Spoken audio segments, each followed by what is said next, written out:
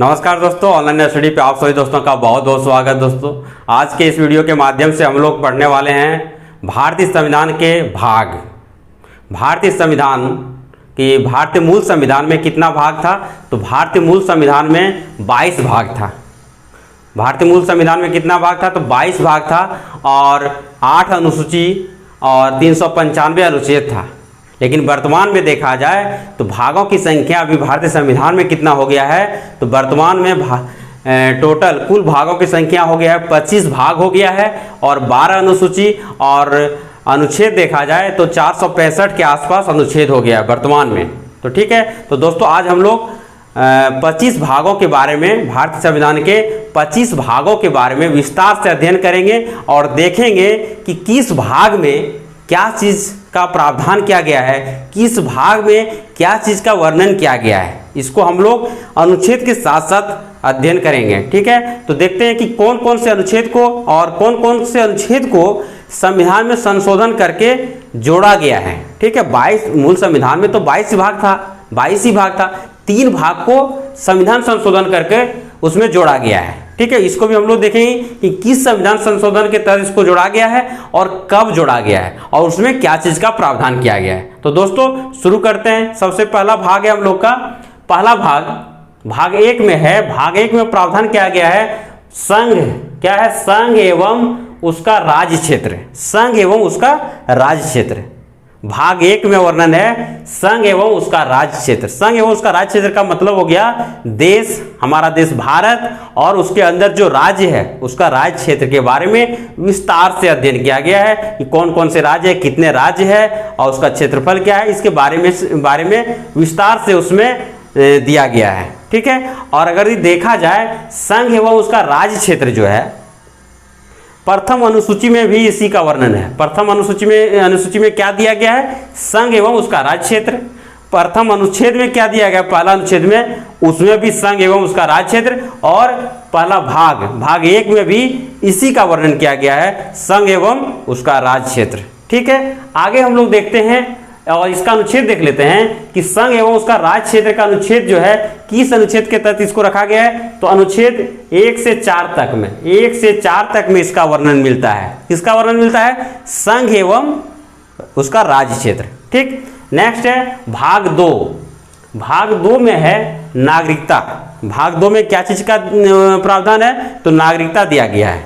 ठीक है, नागरिकता का मतलब हो गया कि भारत के नागरिक को कह सकते हैं नागरिकता किस व्यक्ति को नागरिकता दिया जाएगा, किस व्यक्ति को नहीं दिया जाएगा और कब से दिया जाएगा, कब से भारत में रहने वाले व्यक्ति को दिया जाएगा, भारत में नागरिकता प्राप्त करने का क्या प्रावधान है, इसके बारे में वर्णन किया गया है। ठीक है, भाग 2 में। किसमें? तो भाग 2 में। और अगर अनुच्छेद देखा जाए तो अनुच्छेद 5 से लेकर 11 तक नागरिकता के बारे में ही वर्णन किया गया है। 5 से 11 तक में क्या चीज का वर्णन है? तो नागरिकता का वर्णन किया गया है कि पाकिस्तान से आए हुए व्यक्ति को किस परिस्थिति में नागरिकता उसको मिलेगा, भारत से विदेश में आदमी जाएगा तो उसको कैसे नागरिकता मिलेगा, इसके बारे में इसको विस्तार से वर्णन किया गया है। ठीक है, भाग 2 और अनुच्छेद 5 से लेकर 11 में। ठीक, आगे है कि भाग 3। क्या है? भाग 3 में दिया गया है मौलिक अधिकार। क्या है? मौलिक अधिकार। तो मौलिक अधिकार अगर देखा जाए तो मूल संविधान में कितना मौलिक अधिकार था? तो मूल संविधान में मौलिक अधिकारों की संख्या 7 था। कितना मौलिक अधिकार था? 7। अभी वर्तमान में कितना मौलिक अधिकार है? तो वर्तमान में मौलिक अधिकारों की संख्या 6 है। 6। कितने मौलिक अधिकार है वर्तमान में? 6 है। एक मौलिक अधिकार आपका जो है संपत्ति का अधिकार।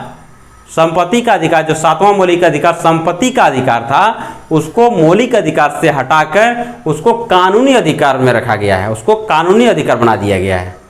ठीक है, तो वर्तमान में कितना मौलिक अधिकार है? तो 6 है। ठीक है, किस भाग में इसको रखा गया है? तो भाग 3 में रखा गया है। भाग 3 में और अनुच्छेद 12 से लेकर 35 तक इस मौलिक अधिकार का वर्णन मिलता है। ठीक है, नेक्स्ट हम लोग देखते हैं चौथा भाग 4। भाग 4 में क्या चीज का वर्णन है? तो भाग 4 में जो है राज्य के नीति निर्देशक तत्व के बारे में, राज्य के नीति निर्देशक तत्व के बारे में वर्णन किया गया भाग 4 में, और अनुच्छेद 36 से लेकर 51 तक, 36 से लेकर 51 तक का वर्णन क्या चीज़ का मिलता है हम लोग को, तो राज्य के नीति निर्देशक तत्व के बारे में। ठीक है, किस भाग में, तो भाग 4 में। ठीक, अगला है 4 क, क्या है 4 क, 4 क कहीं रहेगा या फिर कहीं कहीं 4 रहेगा। ठीक है, ए बी सी या फिर क ख ग, ये सब जो जहाँ पे आपको मिलेगा, इसका मतलब है इसको बाद में जोड़ा गया है, संविधान में संशोधन कर इसको जोड़ा गया है। तो इसको जो है 4 क को संविधान में संशोधन करके जोड़ा गया है। तो इसमें क्या चीज़ है 4 क में, तो मूल कर्तव्य है। क्या है, मूल कर्तव्य। मूल कर्तव्य मूल संविधान में नहीं था। ठीक है, मूल संविधान में मूल कर्तव्यों का वर्णन नहीं था। मूल कर्तव्य को कब जोड़ा गया, तो मूल कर्तव्य को 76वें संविधान संशोधन, 76वें संविधान संशोधन, सॉरी 76वें नहीं होगा, 42वें होगा। क्या होगा, 42वें संविधान संशोधन 1976 के तहत, 42वें संविधान संशोधन 1976 के तहत मूल कर्तव्य को जोड़ा गया है। और किस भाग में इसको रखा गया है, तो भाग क में। ठीक है, भाग क में। और मूल कर्तव्य जब जोड़ा गया था उस समय मूल कर्तव्यों की संख्या कितना था, तो मूल कर्तव्यों की संख्या उस समय 10 था। उस समय मूल कर्तव्यों की संख्या 10 था, लेकिन अभी वर्तमान में कितना है मूल कर्तव्य, मूल कर्तव्य वर्तमान में अभी एक बढ़ के 11 हो गया है। अभी वर्तमान में मूल कर्तव्य कितना है, तो 11 है। ठीक है, 2002 में एक मूल कर्तव्य को जोड़ा गया है कि 6 वर्ष से लेकर 14 वर्ष तक के बच्चे को शिक्षा देने का प्रावधान किया गया है। तो शिक्षा देना है, इसको अनिवार्य किया गया है और मूल कर्तव्य में इसको जोड़ा गया है, 11वां। ठीक, अगला है हम लोग का भाग 5। भाग 5 में जो है क्या चीज़ का प्रावधान है, तो संघ का। संघ में जैसे हो गया राष्ट्रपति, उपराष्ट्रपति, प्रधानमंत्री, मंत्रिमंडल, राज्यसभा, लोकसभा, इन चीज़ों के बारे में केंद्र से संबंधित जो है कार्यपालिका, न्यायपालिका जो है, विधायिका, इन सभी चीज़ों का वर्णन कहाँ है, कहाँ प्रावधान किया गया है, तो भाग 5 में। ठीक है, भाग 5 में। और अनुच्छेद देखा जाए तो अनुच्छेद 52 से लेकर 151, 52 से लेकर 151। देखिए मूल कर्तव्य का अनुच्छेद क्या था, 51 क। ठीक है, 51 क में ही इसका वर्णन मिलता है मूल कर्तव्य का। ठीक, और संघ का जो है वर्णन 52 से लेकर 151 तक। ठीक, नेक्स्ट है भाग 6। भाग 6 में जो है राज्य के बारे में दिया गया है। भाग 6 में राज्य के बारे में। ठीक है, जैसे राज्यपाल, मुख्यमंत्री, कह सकते हैं विधायिका, कार्यपालिका, राज्य स्तर पे जो होता है, उच्च न्यायालय, हाई कोर्ट जो है, इसके बारे में कहाँ दिया गया है, तो भाग 6 में दिया गया है। और अनुच्छेद 152 से लेकर 237 तक इसका वर्णन मिलता है। 152 से लेकर 237 तक में राज्य के बारे में वर्णन मिलता है, राज्य के बारे में वर्णन किया गया है। ठीक है, आगे है भाग 7। कितना है, भाग 7। इसमें जो है भाग 7 को हटा दिया गया है, भाग 7 को हटा दिया गया, निरस्त कर दिया गया। और अनुच्छेद इससे रिलेटेड अनुच्छेद था संबंधित 238, इसको भी हटा दिया गया। ठीक है, तो इसमें था क्या, सवाल होता है कि इसको हटा दिया गया है, हटाने के पहले इसमें क्या था, तो इसमें था कि जब भारत जो है स्वतंत्र हुआ था, भारत जब स्वतंत्र हुआ था उस समय भारत के राज्यों को 3 कैटेगरी में बांटा गया था। भारत के राज्यों को 3 भागों में बांटा गया था, ABC करके, इस तरह से, जैसे ब्रिटिश प्रांत, देसी रियासत, इस तरह से 3 भागों में बांटा गया था। तो उसको क्या किया, हटा दिया गया 7वें संविधान संशोधन करके 1956 में, 7वें संविधान संशोधन करके 1956 में हटा दिया गया।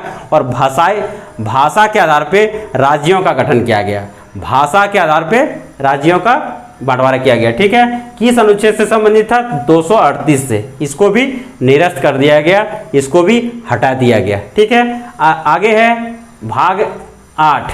भाग क्या है, भाग 8। इसमें संघ राज्य क्षेत्र, एक है संघ, पहला में क्या था, संघ एवं उसका राज्य क्षेत्र, संघ एवं राज्य क्षेत्र, और यहाँ पे संघ राज्य क्षेत्र, दोनों में अंतर है। यहाँ संघ एवं उसका राज्य क्षेत्र इसका मतलब हो गया देश और उसके अंदर जो राज्य है उसके बारे में। और संघ राज्य क्षेत्र इसका मतलब हो गया केंद्र शासित प्रदेश। क्या हो गया? केंद्र शासित प्रदेश। तो केंद्र शासित प्रदेश के बारे में कहाँ पे वर्णन मिलता है, किस भाग में रखा गया है? तो भाग 8 में रखा गया है। ठीक है, इससे संबंधित अनुच्छेद कौन है? तो 239 से लेके 242 तक जो वर्णन किया गया है केंद्र शासित प्रदेश के बारे में वर्णन किया गया है। ठीक है, नेक्स्ट है भाग 9। भाग 9 में जो है पंचायत है। भाग 9 में पंचायत के बारे में दिया गया है। ग्राम स्तर पे जो है पंचायत होता है उसके बारे में दिया गया है। और इसमें वर्णन किया गया कि पंचायत का गठन कैसे करना है, पंचायत का गठन कैसे किया जाता है, पंचायत के सदस्यों का योग्यता जो है, अवधि, इसके कार्यों के बारे में विस्तार से दिया गया है। तो पंचायत के बारे में, ठीक है, इसमें अनुच्छेद देखा जाए 243 से लेकर 243 ओ तक दिया गया है। ठीक है, 243 243 से लेकर 243 ओ तक वर्णन किया गया है किसका? तो पंचायत का। ठीक है, और 9 क में जो है भाग 9 क इसको भी संविधान संशोधन करके जोड़ा गया है। ठीक है, इसमें है नगर पालिका। ठीक है, इसमें क्या चीज़ का वर्णन किया गया? नगर पालिका। इसको 74वें संविधान संशोधन करके नगर पालिका को 74वें कितना में 74वें संविधान संशोधन करके 1993 में इसको नगर पालिका को जोड़ा गया है कि नगर स्तर पे प्रशासनिक को चलाने के लिए। ठीक है, नगर स्तर पे नगर पालिका को जोड़ा गया है कितने 74वें संविधान संशोधन 1993 में। और अनुच्छेद इसका है 243 पी से लेकर ओ तक तो हो गया आपका पंचायत। ठीक है, अब पी जो है ओ के बाद पी आता है, तो 243 पी से लेकर 243 जेड जी तक, मतलब पी से लेकर जेड जाएंगे, फिर ये बी सी डी करके जेड तक, तो जेड जी तक। ठीक, नेक्स्ट है 9 ख। 9 ख जो है आपका ये भी संविधान संशोधन करके जोड़ा गया। इसमें है सहकारी समितियां। इसमें क्या चीज़ का वर्णन है? सहकारी समितियां। सहकारी समितियां का कहने का मतलब हो गया स्वयं सहायता ग्रुप जैसे होता है, स्वैच्छिक समितियां जिसमें कोई भी आदमी उस समिति से जुड़ सकता है, कोई भी आदमी समिति बना सकता है, कमेटी बना सकता है, कोई भी आदमी कभी भी उस समिति से हट सकता है। इस तरह की समितियां को सहकारी समितियां कहा जाता है। तो सहकारी समितियां जो है 9 ख में रखा गया है। 9 ख में इसको संविधान संशोधन करके जोड़ा गया है। कब जोड़ा गया है? तो इसको 2011 में जोड़ा गया है। 9 ख को संविधान संशोधन के तहत 2011 में इसको सहकारी समितियां को जोड़ा गया है। और यह जो सहकारी समितियां जो है 243 जेड एच से लेकर 243 जेड टी तक इसका वर्णन किया गया है। 243 जेड एच से लेकर जेड टी तक क्या चीज़ का वर्णन मिलता है? तो सहकारी समितियां के बारे में वर्णन मिलता है। ठीक, नेक्स्ट है भाग 10। भाग 10 में जो है अनुसूचित जाति और अनुसूचित जनजाति के क्षेत्र के बारे में प्रावधान है। ठीक है, भाग 10 में क्या चीज़ का प्रावधान है? तो अनुसूचित जाति और अनुसूचित जनजाति के क्षेत्र के बारे में, मतलब ऐसे क्षेत्र जिस क्षेत्र में अधिक संख्या में अनुसूचित जाति रहता हो, अधिक संख्या में अनुसूचित जनजाति रहता हो और बहुत पिछड़ा हो, उसके लिए विशेष प्रावधान का किया गया है। और इस तरह के क्षेत्र को कहाँ पे रखा गया, किस भाग में? तो भाग 10 में रखा गया है। और इसका अनुच्छेद 244 से लेकर 244 क तक वर्णन किया गया है। ठीक है, अगला है हम लोग का भाग 11। क्या है? भाग 11। भाग 11 में है संघ और राज्यों के बीच संबंध। भाग 11 में क्या चीज़ को रखा गया है?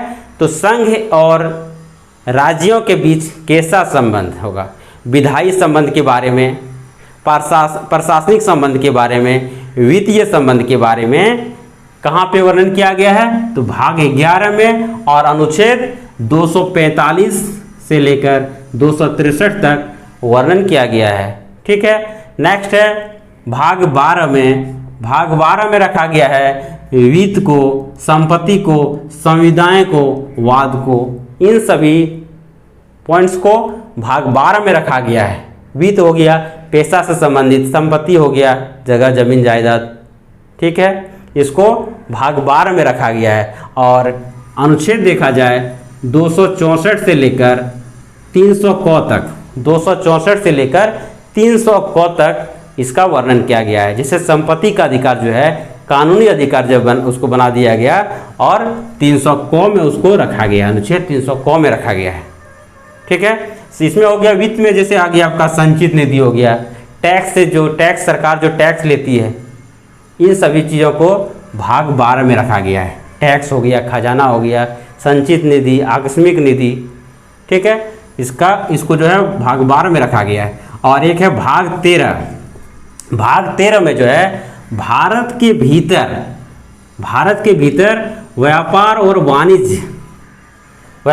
वाणिज्य जो है किस प्रोसेस के तहत होगा, किस प्रतिबंध के तहत होगा, किस समझौता के तहत होगा, उसका क्या कंडीशन रहेगा, क्या शर्तें रहेगा, उसका प्रावधान भाग 13 में किया गया है। और अनुच्छेद 301 से लेकर 307 तक इसका वर्णन किया गया है, व्यापार संबंधित, वाणिज्य संबंधित। ठीक है, आगे है भाग 14।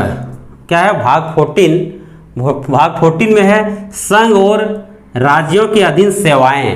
भाग 14 में दिया गया है संघ और राज्यों के अधीन सेवाएं। जैसे संघ लेवल पे होता है संघ लोक सेवा आयोग, राज्य लेवल पे होता है राज्य लोक सेवा आयोग। इनको किस भाग में रखा गया है इस चीज को? तो भाग 14 में रखा गया है। और अनुच्छेद देखा जाए तो 308 से लेकर 323 के बीच इसका वर्णन किया गया है। ठीक, नेक्स्ट है भाग 15 कि भाग 15 में निर्वाचन को रखा गया है। और अनुच्छेद 324 से लेकर 329 तक इसका वर्णन किया गया है निर्वाचन का। निर्वाचन के अंतर्गत जो आपका चुनाव आयोग आता है कि किस प्रकार से चुनाव कराना है, उसका क्या प्रोसेस होगा, कब कराना है, इन सभी चीज़ों का वर्णन भाग 15 में किया गया है। और अनुच्छेद 324 से लेकर 329 तक। ठीक है, नेक्स्ट है भाग 16 कि भाग 16 में जो है कुछ वर्गों के लिए विशेष उपबंध किया गया है। कुछ वर्गों में कौन आता है?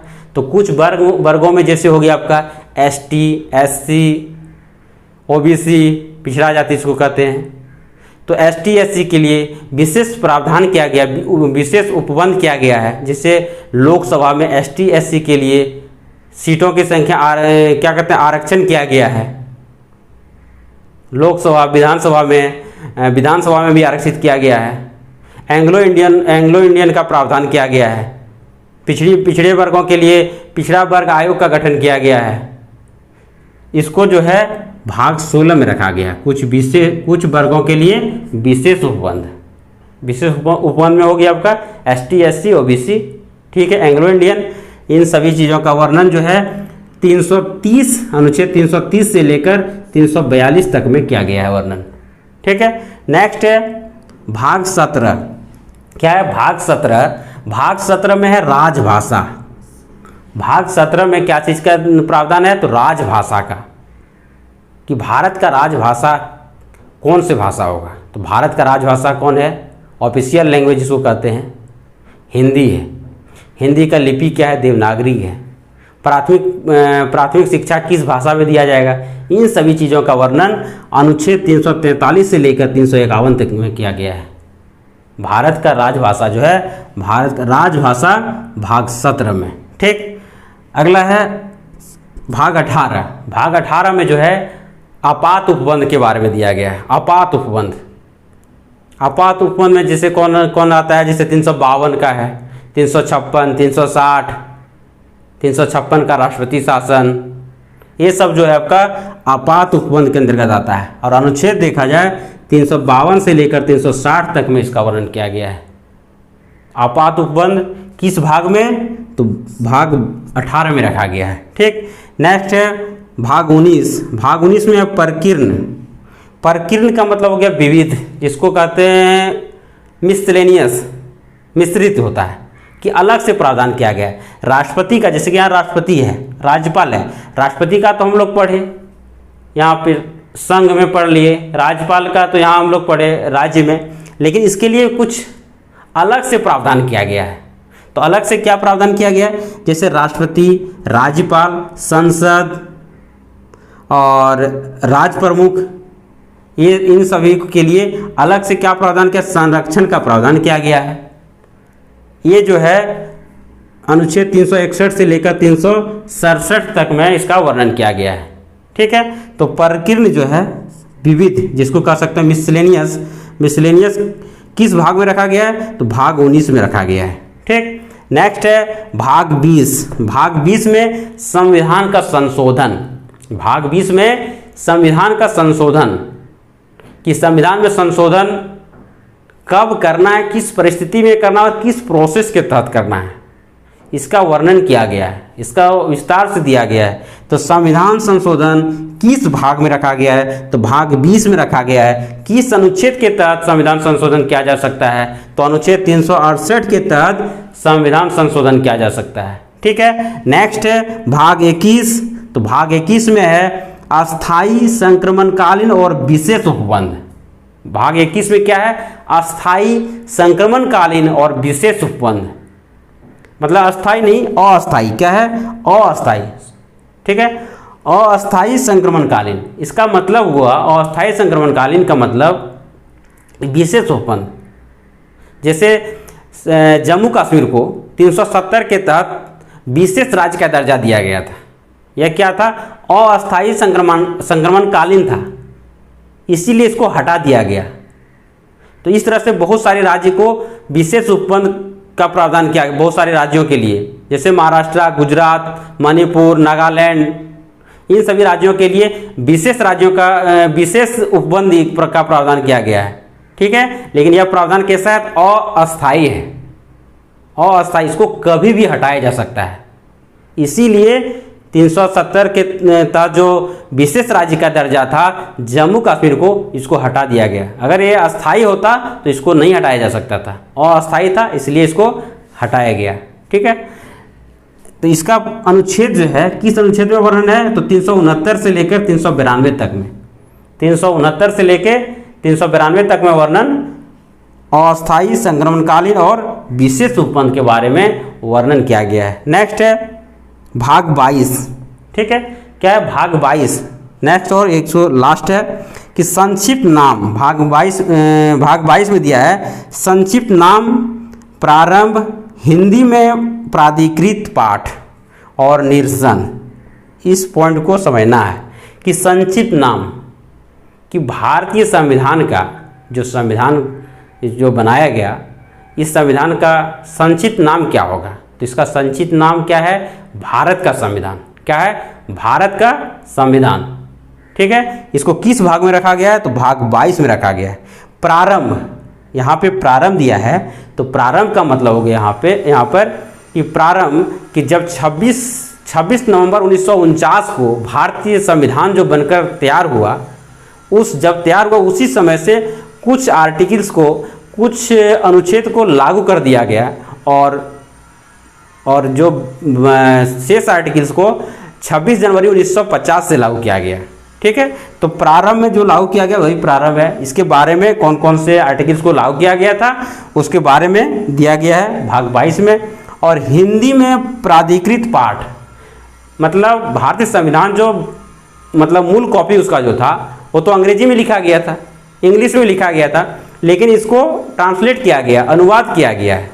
ठीक है, कैसे अनुवाद किया गया है, किस प्रोसेस के तहत, इसका भी वर्णन किया गया भाग 22 में। और एक है निरसन, कि भारत आज़ाद हुआ उसके पहले भारत किस शासन पद्धति के तहत चलाया जा रहा था, भारत का शासन व्यवस्था जो है किस तरह से चलता था, किस शासन के तहत चलता था। तो उसके पहले, आज़ाद होने के पहले भारत 1935, भारत सरकार अधिनियम 1935 के तहत चल रहा था। तो जब आज़ाद हुआ तो उसको निरसित कर दिया गया, उसको निरसन, उसको रद्द कर दिया गया।